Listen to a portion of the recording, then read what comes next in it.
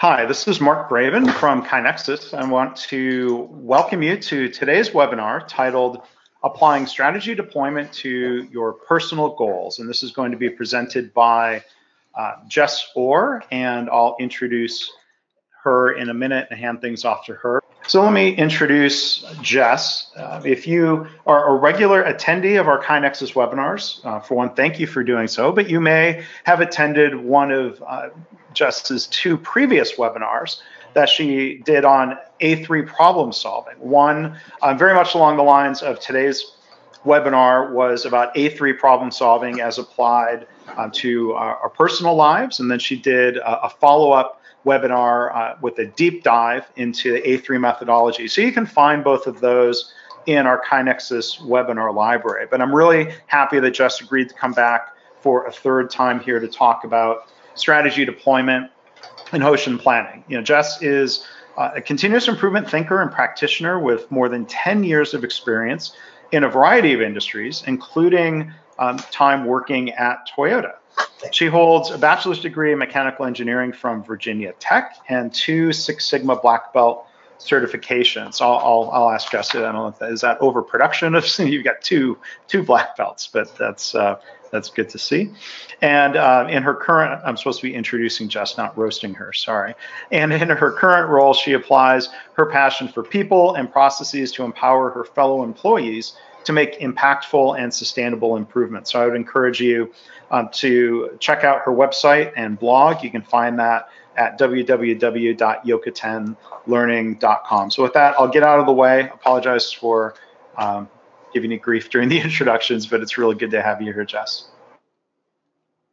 Thank you, Mark. And I would have to agree about the 2 black belts. I actually recently had to go back and get my yellow belt, which seemed even more wasteful, perhaps, but learn something every time I go through the training.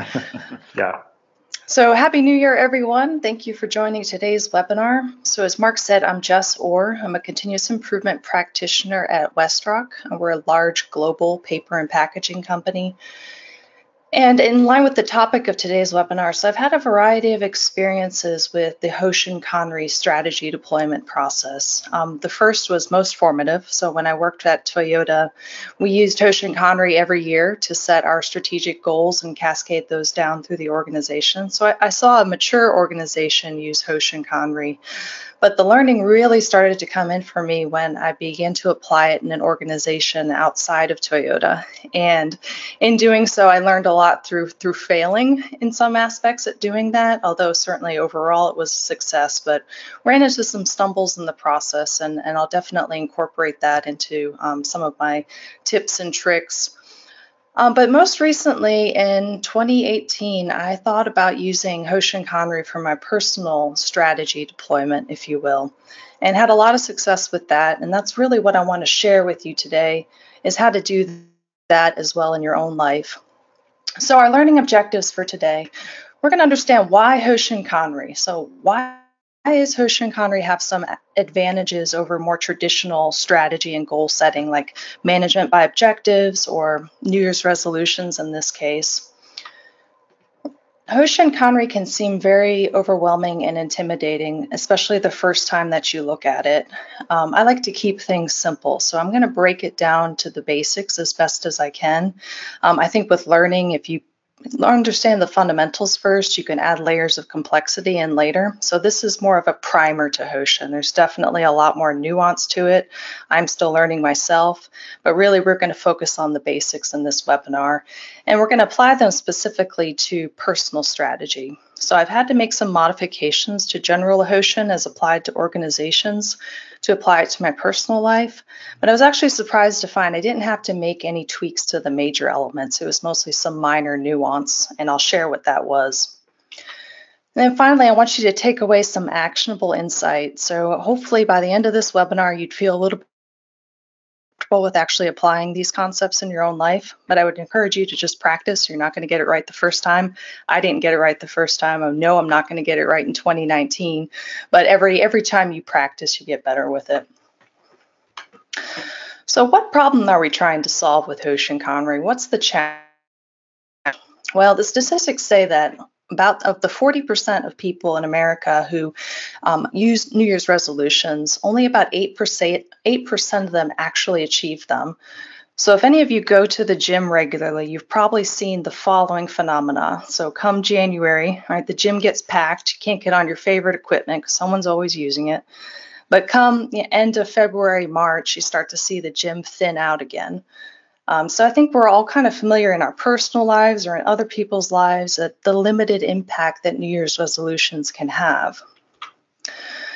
So I've had a slightly higher success rate with New Year's resolutions. I've done them for the past 7 to 9 years or so, but never had a higher success rate than 50%, which I consider to be not optimal, only achieving 50% of what I wanted to do every year. So these challenges apply as well to organizations. We've all seen that have not been able to hit their strategic goals or have too many of them. So the concepts apply in both organizational and personal applications. So here's the challenge. We know we don't like the results, right? Or there's room to improve them. How can we improve our process so that we can achieve better results? Well, my hypothesis was this. I thought if I apply Hoshin to my strategy, I might achieve a better, having seen it work so well in organizational strategy. So I thought I would experiment with that last year. And the results are in, just came in a few days ago. So we achieved about over 80% of the targets that I set out for myself. So, statistically speaking, without having to do a significance testing on that, I would say an increase of 50% to 80% is probably pretty significant. So what is Hoshin Kanri? Well, it's one of those Japanese words that doesn't translate directly into English, so we kept the original Japanese term, but it loosely translates into direction and execution. So some other terms you may have heard it described as are compass management or strategy deployment. But it's really this holistic system for strategic development and execution. So this is not just strategy planning, which most companies are familiar with. It's a system for planning, but also the management and execution of the activities. I like to think of it as a high-level plan, do, study, adjust cycle. So just like the Deming cycle that many of you may be aware of, Hoshin is really this macro PDSA cycle that embeds these micro PDSA cycles within it, as we'll see as we go along here. Really, the power of Hoshin Kanri lies in that it ensures that the daily things that we work on are aligned to moving us towards our true north. Hoshin Kanri really defines where we're going and how we're going to get there. So again, it's that strategy, where's our true north and how we're going to get there, the roadmap. So before we talk about some of the advantages of Hoshin, let's look at what some of the gaps are in traditional approaches. So this could be the management by objective style approach, New Year's resolutions for personal application. What are some of the gaps that we see? Well, the fundamental gap is there's a misalignment throughout the organization. So the daily things that we're working on don't necessarily drive us towards our strategic vision, or there may be partial alignment, but we're not really maximizing our effort. So our goals may be defined. We may know what we want to go after. We may even have measurable, quantifiable targets around them, and that's good, but we haven't actually defined how we're going to achieve them. And I think New Year's resolutions particularly are susceptible to this. So many of us might say, I want to lose 20 pounds this year, but we don't really stop and think, well, how am I going to do that? There's a lot of different ways I can go about doing that. What activities am I going to engage in on a daily basis to make sure that I'm driving progress forward towards those goals? Another one, so if a vision's even set, and I would say with New Year's resolutions, I don't know that necessarily people are thinking, how do these goals align with my long-term goals for myself? And we're talking 10 years out. So they're kind of short-term, these one-year goals, but we're not necessarily focusing on what are the main gaps between where I am right now, where I want to be, and then focusing our goals on closing those gaps, the major gaps that we're seeing. This is key here. So there's a lack of a system to measure our progress incrementally. So what we don't want to do is wait until December 19 and find out that we didn't hit our goals, right? We'd like to get ahead of that. So how are we measuring this as we go along throughout the year? And even more importantly, when we identify that we've got a gap in those process metrics, it gives us a chance, an opportunity to do something and respond to it to ensure that we hit the goal by year end. So for organizations and even individuals that practice continuous improvement, even though that's a great thing. Obviously, I'm a big fan of continuous improvement, but we see this scattershot approach. So we have people who are improving things, but they're not necessarily linked to our high-level goals and vision. And in fact, there are some cases where that could even be harmful. So partially, it's a sub-optimization of resources. But also in the following example, which I've seen, so someone decided they wanted to run a Kaizen event to reduce the setup or changeover time on a machine. And the overall impact of that would be increased throughput throughout the facility. So they went ahead and did that.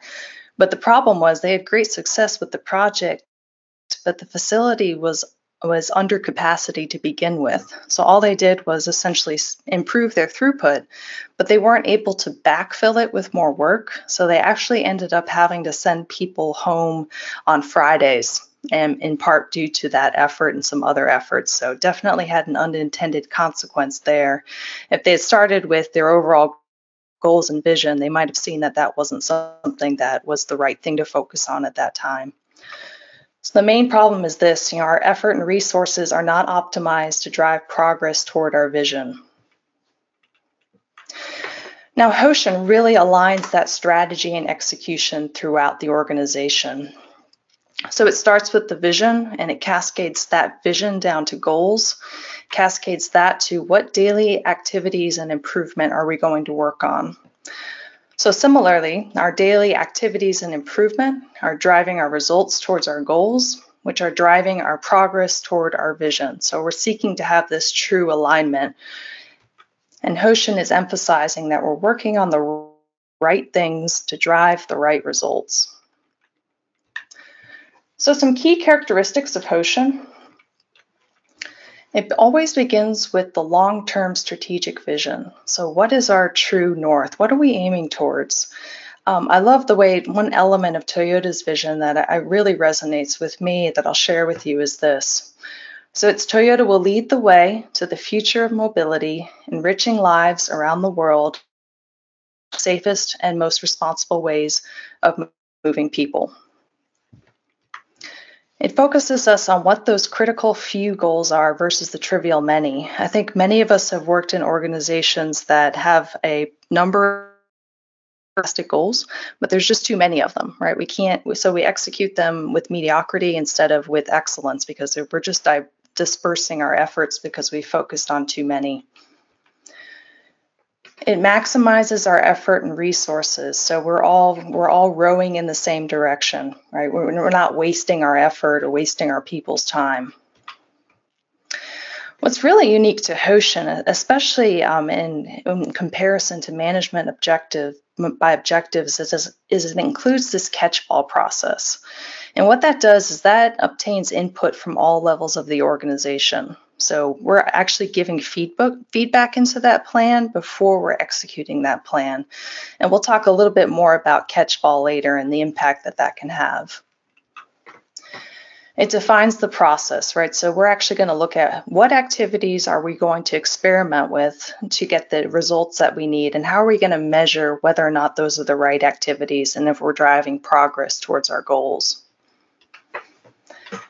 It embeds these micro PDSA cycles. So I talked about experimentation. So just because we decide what activities we're going to engage in at the beginning of the year doesn't necessarily mean that those are the right activities. We think they are, right, based on the best of our knowledge. But we're going to actually evaluate that assumption and make sure they are the right activities. If they're not, we're going to look at pivoting or modifying them. So Hoshin, when you do it at the beginning of the year, you set your Hoshin plan. That's not the last time you look at it until the end of the year. So you've actually got these checkpoints during the year where you're evaluating the Hoshin itself. And the reason for that is there could be changing external or internal conditions that might require you to adapt your Hoshin, right? You may have unfortunately had to have a layoff in your company, right? So you're going to have to change your Hoshin now that you have fewer resources. Or there could be an external factor. That happened in my personal life last year, and I did have to significantly change my Hoshin because of that. And I'll share with you what that example was later. So the high-level Hoshin process, it looks like this. I've tried to break it down into 6 main steps. So the first thing that we're going to do is we're going to set our vision. What is our true north? We're going to scan the situation, and I think a lot of times we miss this step, and it's very important. So in order to understand what to focus on, we've got to have our vision, but we've also got to have a good understanding of what our current situation is right now. We're going to identify the short and intermediate targets that are kind of the sub-destinations on the way to our final destination of true north. So we're going to identify and quantify those targets. We're going to build the roadmap. We know where we want to go. How are we actually going to get there? So the roadmap is our guide throughout the year to see if we're tracking with our Hoshin. We've got to actually work the plan. So I think there's a quote that says, planning is everything, plans are nothing, right? So just because we have our Hoshin plan, it doesn't do us any good if we don't actually execute on it. So we've got to work the plan. And then finally, review and adjust. So we do this throughout the year, and you'll see that in some of the following slides. But these steps do follow the PDSA process. So the first 4 steps are really that planning phase. And the work the plan step is the do phase. And the final step, of course, is the study and adjust phase. And you'll notice here how much larger the planning steps are in relation to the other two steps. And that is pretty accurate. I spend a lot of time in the planning phase. Usually when I start my Hoshin this year and the previous year, I spent about doing it. I obviously wasn't working on it the entire time, but I would kind of build my Hoshin. I'd reflect on it for a few days. I'd talk to people. I'd go back to it. I'd modify it. I think I'm at a point right now where it's about 90% done, which I know it's past January 1st, but that's all right. I think I can catch up. All right, so let's talk about each of these individual steps. So the first one, we're going to set the vision. So we're going to define our long-term, usually about 10-year vision. It's kind of hard to look out farther than that, although I will Toyota, with their mature Hoshin experience, actually does have a 60-year vision, which is pretty incredible to me, though I imagine it's somewhat vague given the fact that there can be many changing environmental conditions. So a vision does several things for us. It defines our long-term destination, our true north. It's going to drive those targets that we talked about, both the intermediate and short-term ones. I like this. It should be large enough that it creates obstacles. Now, if you've joined this webinar today, chances are you're interested in personal development, but we're not looking for incremental change with our long-term vision. We're looking for breakthrough change. We want to create problems between where we're at today and what our vision is in the future. So here's an example of what someone's vision statement might be for their personal Hoshin. Their vision is they want to achieve optimal physical health and be financially prepared for retirement so that they can fully enjoy life and time with family. That's something that resonates with them. That's where they see themselves in 10 years. So to share my vision statement, I want to make a broad and lasting impact to the greater community by spreading the principles and practice of continuous improvement and empowering others to do the same.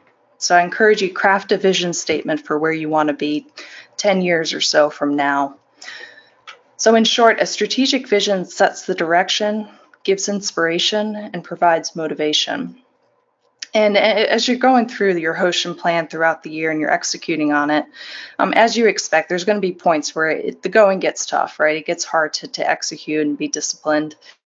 And that vision can really provide you that motivation to keep moving forward.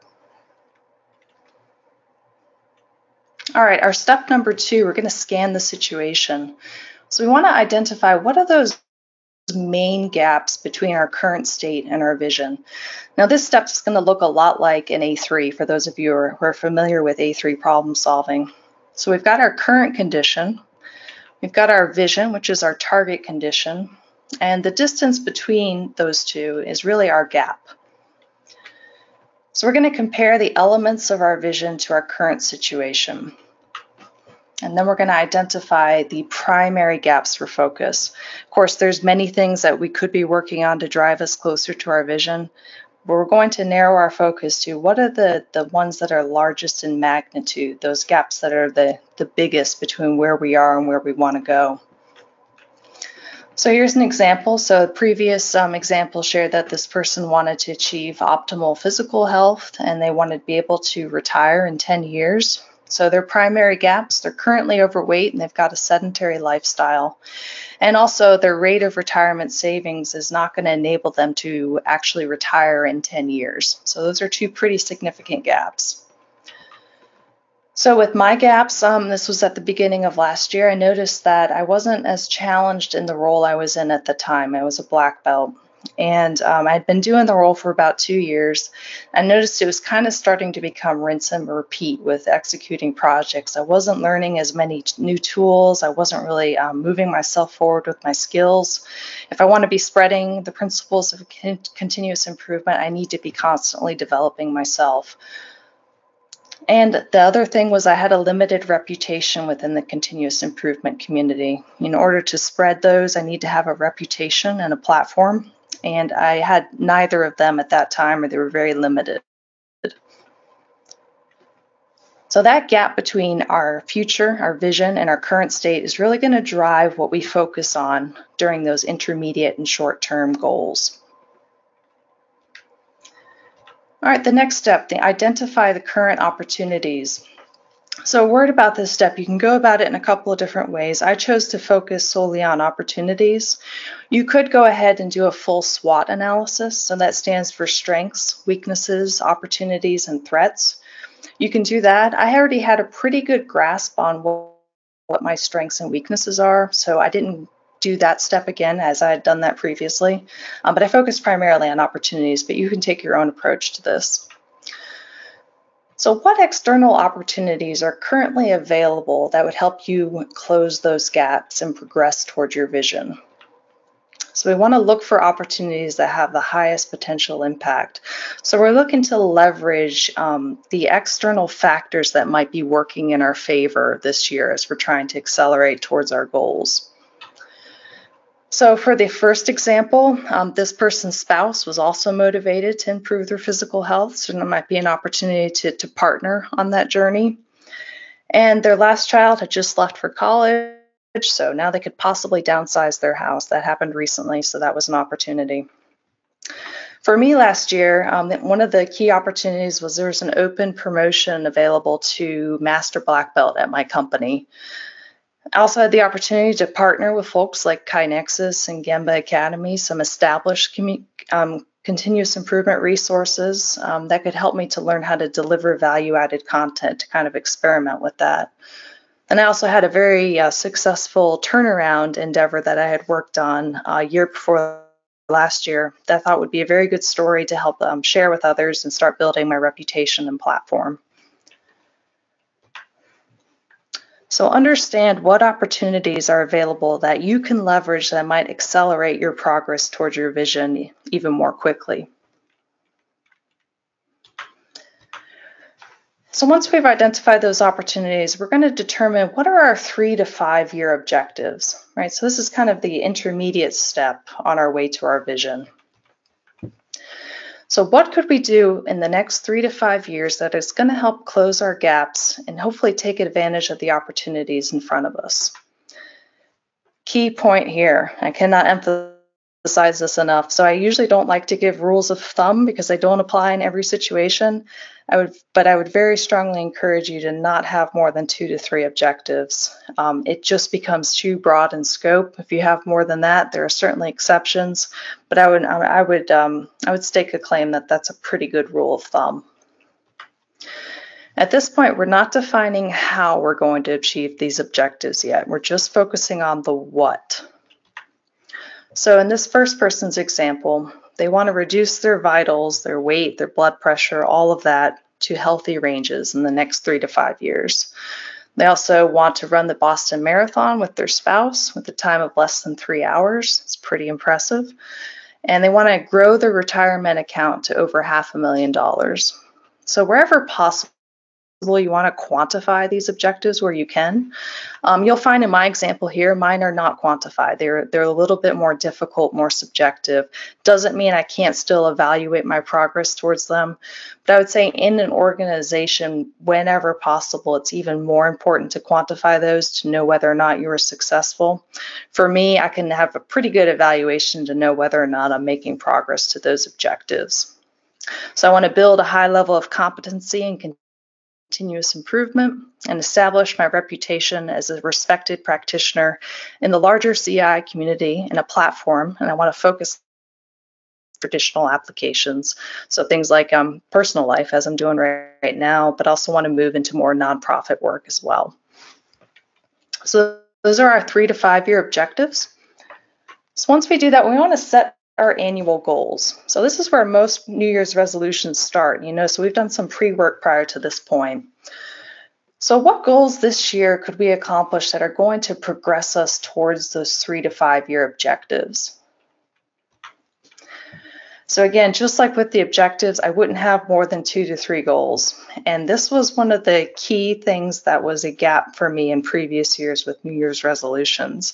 I think I had between 8 to 10 goals every year. So the scope was just too broad. I had too many goals, really needed to narrow that. Again, when possible, quantify the results, and then double check and verify that these goals are actually aligned with your objectives. So you can have strong alignment with some objectives and partial alignment. It's great if wherever possible, if you have a goal that helps to meet the requirements for more than one objective, you're really maximizing your effort when you need to do that. It's not required, but if you find a goal like that, that's very helpful. So one of the goals for this first person is they want to train for and complete the sprint triathlon with their spouse. So that does 2 things for them for 2 of their objectives. So it helps them to improve their vitals, their weight, their training for an event like that, but it's also helping them prepare for that Boston Marathon that they want to run. So with 2 goals, they're able to actually have an impact on 2 objectives. I had 2 goals last year, 2 main goals. I wanted to obtain a promotion to Master Black Belt and achieve all of my divisional goals for that year. And then I wanted to establish my platform and experiment with developing and delivering content. So again, I've not delved into the how I'm going to do these things, just what I want to achieve. All right, so once we've set our goals in front of us, our destination for the coming year, we're going to start building the roadmap. How are we going to get there? So we're going to go into brainstorm mode. So we're not actually going to just go ahead and pick what activities we're going to do to accomplish those goals. We're going to try to get as broad of a span of ideas as we can. What are some of the things that we could accomplish that would drive us towards those goals? So if you're wanting to lose weight, for example, there's probably thousands of ways to lose weight, thousands of different diets and exercises and whatnot. I probably wouldn't put 1,000 of them in my brainstorm list, but try to think of some ways that might be feasible for you to accomplish those goals. So here's part of my brainstorming list here for last year. I just threw up everything I could think of onto my wall. And consider your current opportunities as well as you're doing this. So look at those opportunities you have available that might be unique to where you're at currently. And I would definitely include those in that list. I definitely recommend soliciting input from others on these ideas. So tell them what you're trying to achieve, some trusted advisors, and see if they have any ideas as well on how to achieve them. We're not evaluating or selecting ideas at this point. So it's going to be not to want to go ahead and pick some ideas. Try to resist that. Don't do that yet. We're only brainstorming at this phase. So we'll evaluate and select those activities. So we're going to evaluate these ideas and we're going to rank them based on the following criteria. So the benefit and alignment to our goals and the amount of effort and resources required to complete that activity. So there's a couple of different tools that you can use. There are more than that. These are just two that I would recommend looking at using. So one of them is kind of a numerical scoring system. So we might rank benefit on low, medium, high, same thing with effort. We'll assign a number associated with where it lands, and then we'll add those up to get a total score. So an example here, going on a low-carb diet, we've decided is a medium benefit. It's definitely a high effort. Having tried that myself before, it didn't go so well. So definitely a high effort on that one. So the total score was a 3. This next one, the benefit effort matrix, is what I used. I like it because it's a little bit more visual, but you just kind of lay that out in terms of a graph, and you want to stay in the upper right-hand corner because that's our low effort, high benefit zone. That's really going to maximize our resources for what we focus on. So we use this ranking as a guide. Just because something might be in the red zone doesn't mean that we're not going to do it, but use the ranking as a guide and then disposition each activity. Yes, no, we're not going to do it, maybe. So the maybe activities, if we find out that our yes activities are not getting us the results that we want, we might go back and look at that repository of maybe ideas and see if we want to pull one of those in. So we're going to select those activities and lean towards selecting fewer activities to execute well. So we're going to create our plan, our monthly targets, and our triggers. So develop a timeline for these activities. When are you going to start? When do you plan to finish them? Consider constraints that you have in your schedule and try to even the workload. So an example of this, I knew I wanted to speak at the AME 2018 conference last year, which I did. So I knew the month of October was pretty much blocked out in preparation for that presentation. So I scheduled my other activities around that.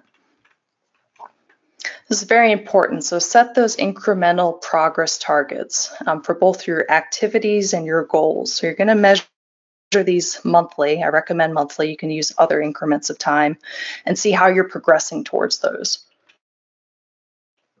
Use your favorite method on how you'd like to track your progress. Some people like to use bullet journals. I actually kind of created my own little daily management system and put it up on my wall in my office. But decide how you're going to measure, how you're going to actually see whether or not you're progressing, and how you're going to track it. So a lot could be said about this next point, but the bottom line is you want to determine some triggers. So that a trigger is a level where if you're not meeting your target, a response is needed. Okay, well, if I'm not meeting my target at all, I should do something about that. Not necessarily. We don't want to overreact to this. So Mark talks about this a lot in his book, Measures of Success, but we need to know at what level we want to actually react to a signal that's telling us that there's a problem, right? We're not meeting our target. We're in jeopardy of not meeting the goal for the year. So here's an example here. So this person, for their sprint triathlon, they laid out all the activities they needed to do. They laid out all the targets for each month, and they set their trigger levels. Lots of different ways to do this. I tend to set my triggers similar to what you see here. But so their trigger for action is when they have a month of not meeting target by greater than 20%. So if they're 80% or less of target, they need to take action, or at least consider taking action. For me, I usually say it has to be 2 consecutive months of not meeting target, and then I'll take action. But tracking this progress to target really allows us to quickly identify when we're not on track to meet those activity goals or those the end goals for each year. And it gives us an opportunity to respond more quickly so that we can get back on track. Document the Hoshin plan at this point. So I have intentionally not talked about templates with you until this point, and the reason for that is I don't want you to focus on just filling out a template, but rather the thought process behind that. But after we do get our Hoshin thinking together, we do want to put it together on a one sheet of paper, and the reason for that is it's for communication and for your ongoing review throughout the year. So there's a couple of main template structures. The first you may have heard of if you're familiar with Hoshin at all. So the enigmatic X matrix. So here's a snapshot of an X matrix template here. It is the traditional template for Hoshin planning. It does very clearly show that cascading alignment from your vision all the way down to your tactical activity level. The thing that I don't care for with the X matrix is it can be very complicated and difficult to understand, particularly if you've not had experience with it before. I started using it last year and I decided it was overkill for what I was trying to do. I think after you've had more advanced Hoshin experience, you can consider using it, but it's not necessary. There is another tool that works fairly well from what I've seen, and that tool is the Strategic A3. So it's more accessible, it's easier to use, and it really helps to tell the story of the Hoshin a little bit better. The alignment of the vision down to the activity level might not be as clear, so you just want to make sure you go through and confirm that alignment. But here's a snapshot of the final product for my Hoshin Strategic A3 for last year. So I won't go through it in detail, but if you'd like to look at it, you can take a look at the slides afterwards. All right, we're going to pause at this point. We're going to play catchball. So this is the process of reviewing the Hoshin with other people and modifying it based on their feedback. So I solicit input from people that I trust and I know are going to give me candid feedback, family, friends, coworkers. And the questions to ask them: am I focusing on the right things? Do you see any concerns? What might I be missing? And what additional ideas do you have? So one of the things I was toying around with last year was looking at pursuing external Master Black Belt certification. And I talked with a couple people and they said, is that really helping to drive you forward towards your vision? And I decided it wasn't. I said the internal certification was sufficient. But really, this process of catchball improves the quality and robustness of the Hoshin plan. Catchball is particularly critical for organizations where the Hoshin plan impacts a lot of people. We need to make sure that we've got alignment and we've got buy-in, and also we see if we missed any gaps. So at this point, we're going to do the working the plan. So we're actually going to execute on it and check our monthly progress. We're going to flag any gaps that have reached that trigger level that we set when we were building the Hoshin plan. If we do reach a trigger, we're going to attempt to identify the true root cause for the gap, so using things like why analysis, etc. If a trigger was reached for a process metric related to your annual goals, you might need to take a look and reevaluate, is it the activities that you're engaged in that need to be adjusted? We're going to take those corrective actions and we're going to monitor and make sure that they actually are helping to address the issue. So as an example for that, one of my goals was to read 12 books related to continuous improvement last year. My trigger was 2 months of missing the target in a row. So 1 month of missing the target is not reaching a trigger. 2 months in a row is. So I did my why analysis and I found that the root cause was I was traveling a lot those couple of months, and I don't like to pack books because they're kind of heavy in my backpack. So the countermeasure for that was I bought an e-reader, a Kindle, and started loading books onto that, and the result was that helped bring me back on track. So I would recommend on a quarterly basis reviewing and seeing if you need to adjust your Hoshin. So we're going to do this deeper reflection of our Hoshin. Are we moving towards our vision? Did we pick the right objectives? Did we pick the right goals? And some questions to ask while you're doing that. Are you still aligned and making progress towards that vision? Do you need to adjust, eliminate, or add any goals or activities?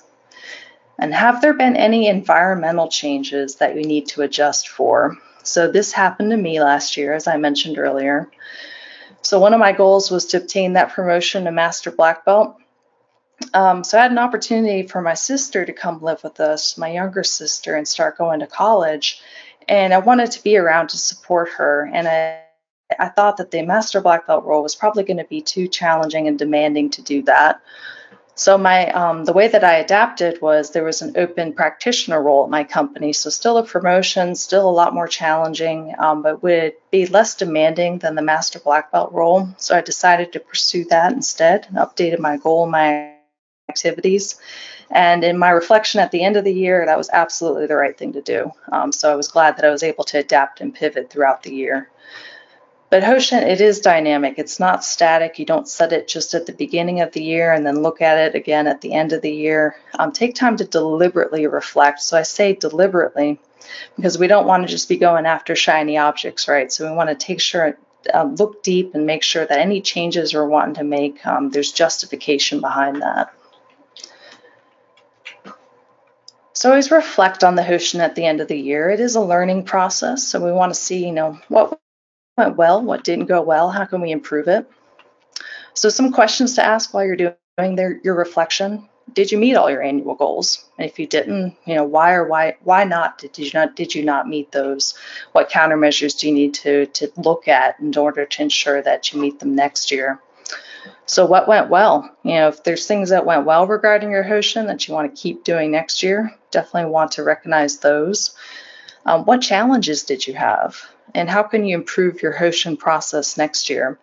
So Mark and I were talking about using process behavior charts to measure progress. So I think that's one way I'm going to experiment with next year, trying to see if that has an impact in terms of what I respond to throughout the year. Do you need to reevaluate your vision or your 3 to 5 year objectives?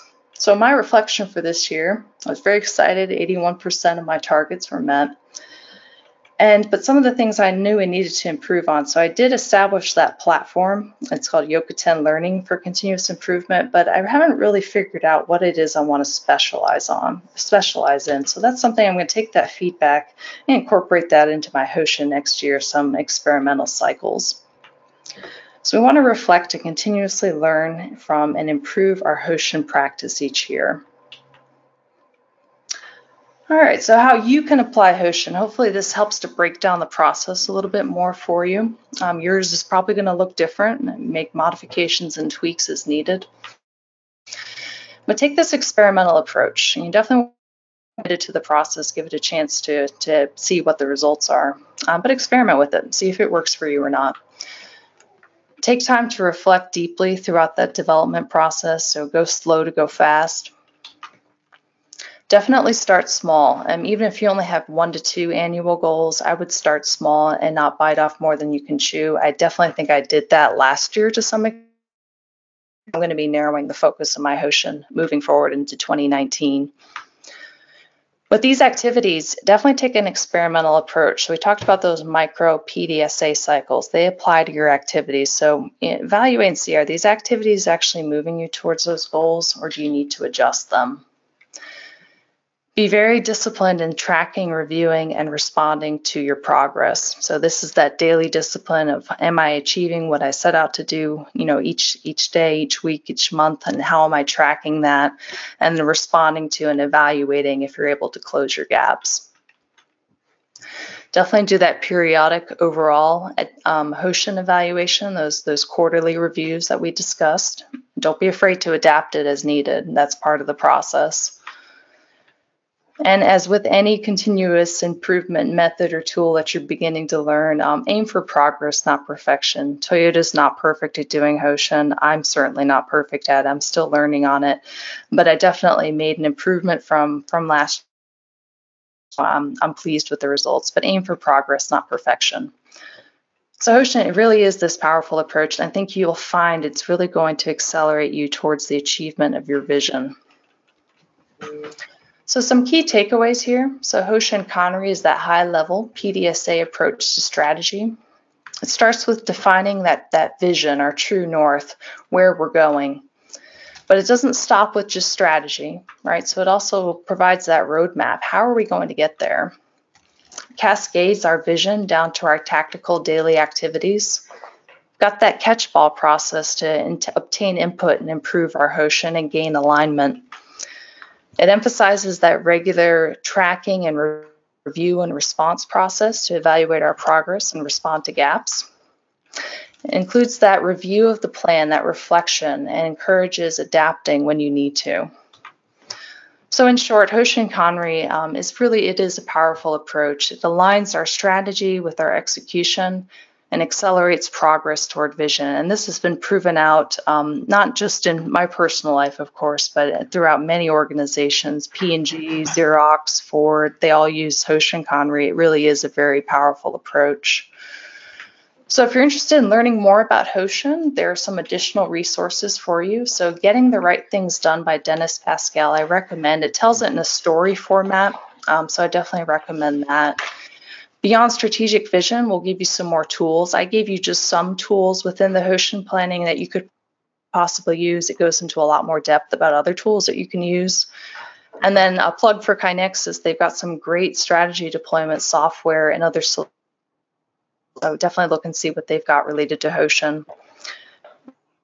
Connect with me through my website, so yokotenlearning.com, and that's spelled Yoko, like Yoko Ono, YOKOTEN, learning.com.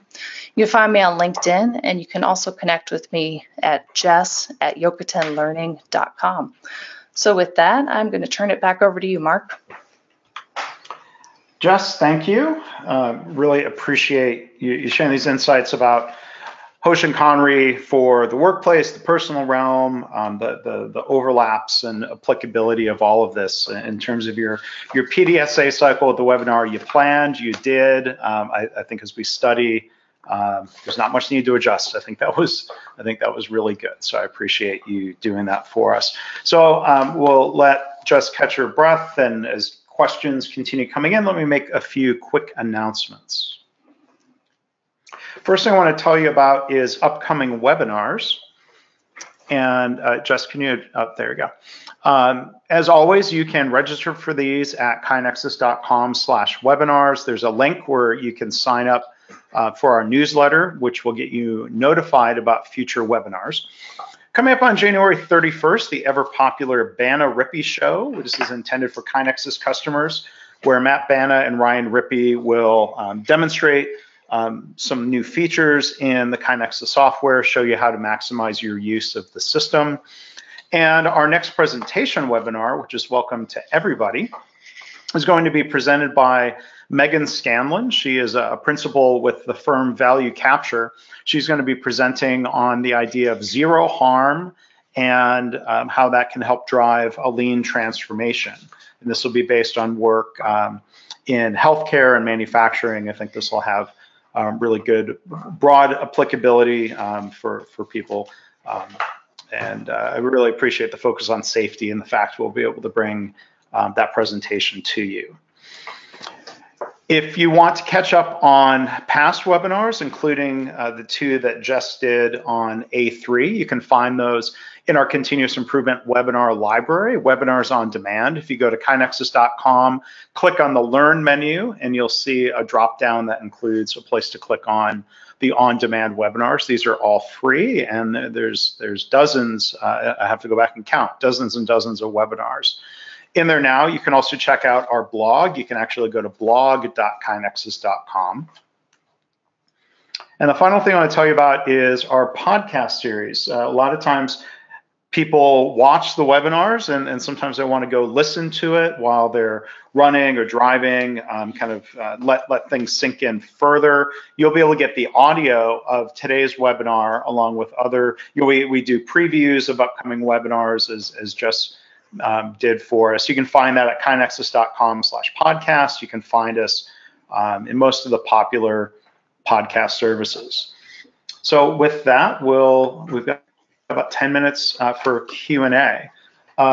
Andrea asked, does this process work well for short-term goals, not 3 to 5 years out, but an objective that you have for 6 months or 1 year? What do you think about that, Jess?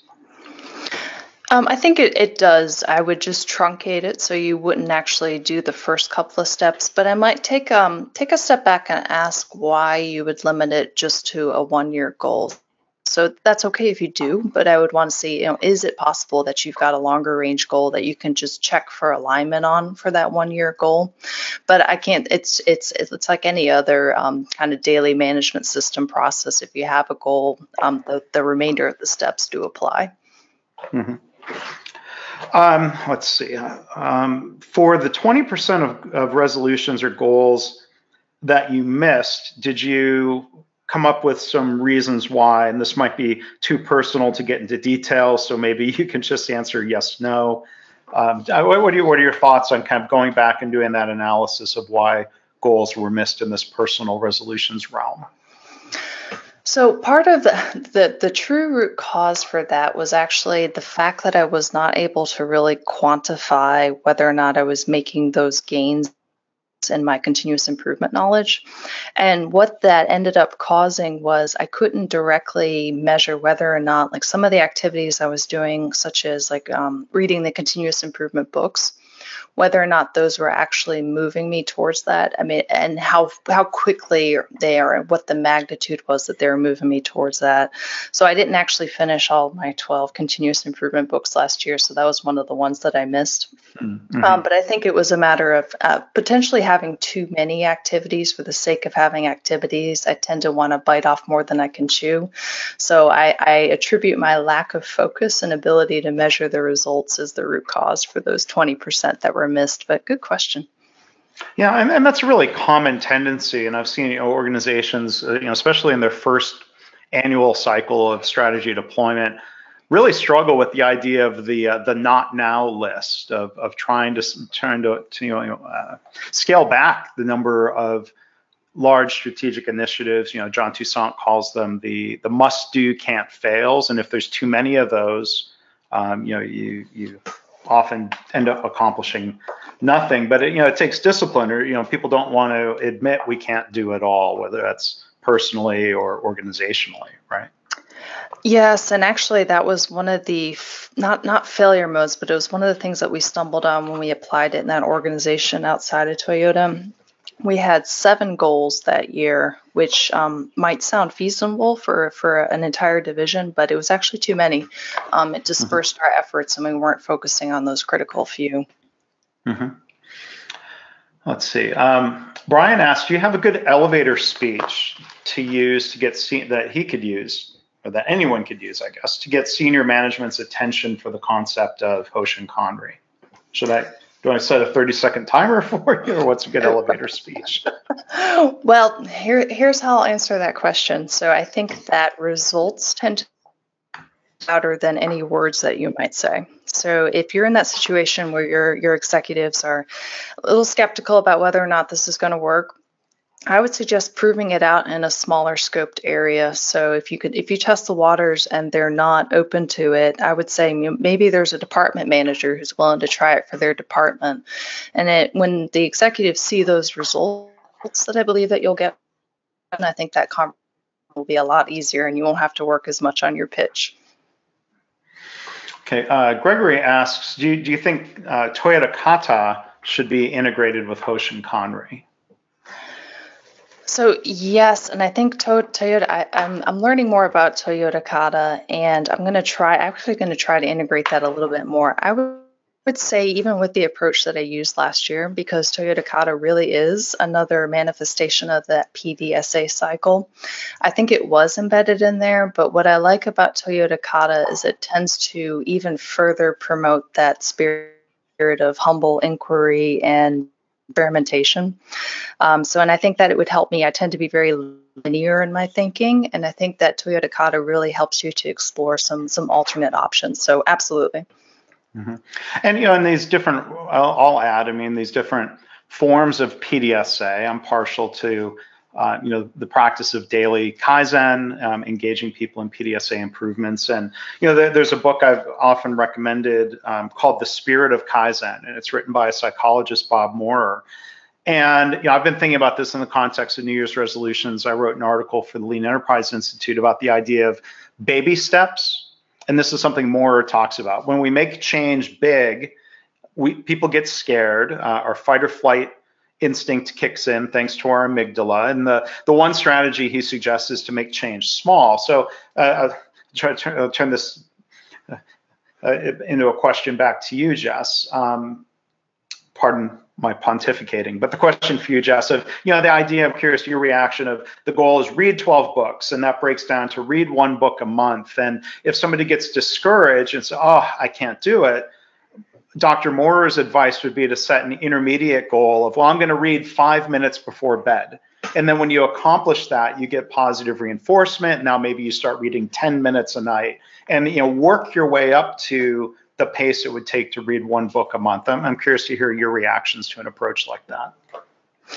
So I think that that's spot on, Mark, because when as humans we're kind of wired to crave reward, right? So if we're trying to modify our behavior, how do we create rewards that encourage that behavior, even on the kind of the interim journey? So in that case, if you hit your 5 minutes a day, you feel good.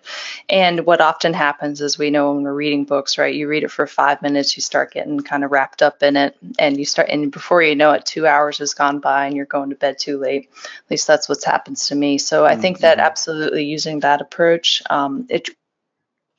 started is sometimes the biggest hurdle. So if you can figure out a way to at least get started with it with a small change, I think that can be very impactful. Ismail asked, does Yokoten Learning offer formal training about how to host a Hoshin session?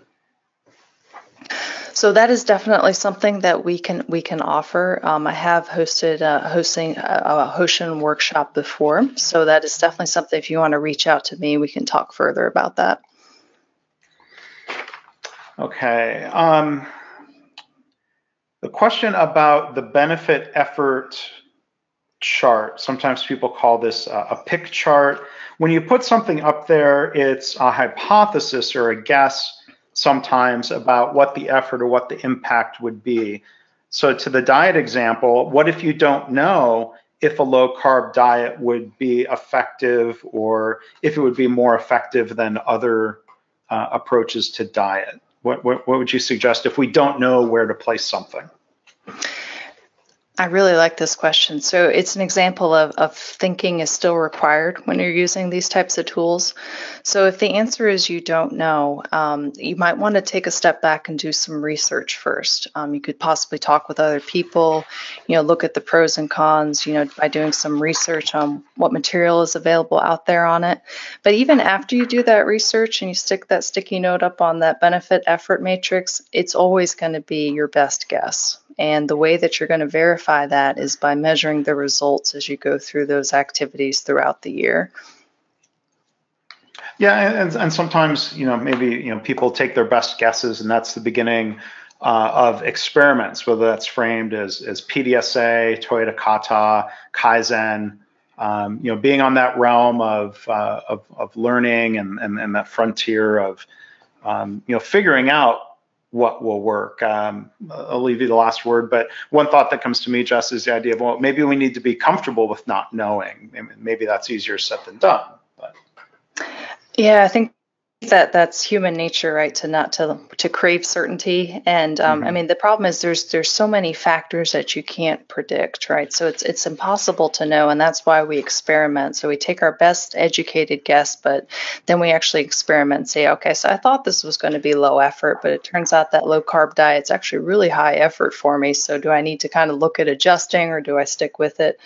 But yeah, there's going to be an element of uncertainty, and learning to become with being uncomfortable with that is something I'm working on too, but that is part of it.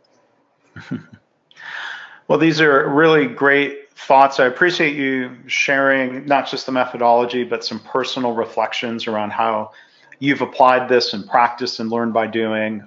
Really, really appreciate it. So I want to thank, on behalf of the KaiNexus team, Jess Orr for presenting. I would encourage you visit her website, yokotenlearning.com. You can see her email address there if you have other questions. And again, would encourage you, go check out the webinar library. Her previous webinars on A3 methodologies were well attended, well reviewed, really helpful for people. So again, this has been Mark Graban. I want to thank you for joining us today. hopefully we'll see you at the end of February and later throughout the year. Our goal is to, again, do one webinar a month. So hopefully we'll see you here. And some of my colleagues say, and I guess they cringe, and I'm not comfortable saying it either, well, it's cheesy. See you Kai next time. Yeah, that's bad. Thanks, Jess. It made me chuckle. You're welcome. Thank you, everyone.